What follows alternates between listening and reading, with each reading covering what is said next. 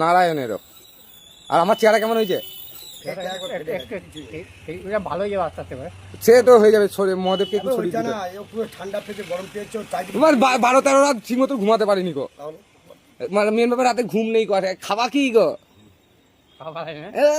বলবো খাওয়া দিয়ে গল্প একটা বলবো। সেই গাছতলায় বসে বসে বলছি হ্যাঁ হ্যাঁ, খেতে পারছি না, কিছু খিদে পেয়ে আরে বলো না, চেন্নাই গেছিলাম আর এখানে সব টক টক রান্না, আর দেখেই পেয়ে যাচ্ছে আমার কান্না।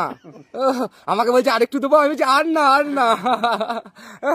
সত্যি করে টক খাওয়াটা খেপাটাকে নিয়ে যাওয়া দরকার ছিল, ওখানে নিয়ে গেলে ভালো। হ্যাঁ, খেপাদা একটু টক ঝাল খেতে। টক আর ও তো পথে মানুষ, টক ঝালটা ভালো খেতে পারে। আমার পোত হয়েছে তো, তুমি পেট করেছো নাকি আমার? তো খেপাদা কাল থেকে আবার আমরা মুডে আসবো, রাতের বেলায় আসবো একটু, তোমার শরীর করে দেবো চাঙ্গা। এই শোনো, খেপাটাকে আমার হোটেলে একবার উপরে, হ্যাঁ, আমার তিনতলায় উঠিয়ে একবার পুরো হল রুম আছে, হ্যাঁ, বিয়ে বাড়ি লিফট করা হচ্ছে। খেপাটাকে এখানে রেখে দেবো, স্টার হোটেলে রেখে দেবো।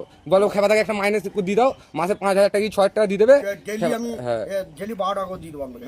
হ্যাঁ, 12 টাকা করে?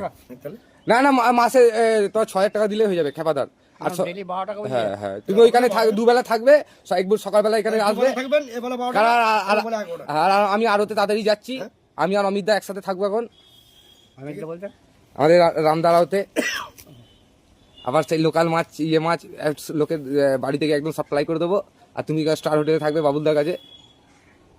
আমি একবেলা 12 টাকা দেবো, একবেলা 11 টাকা দেবো।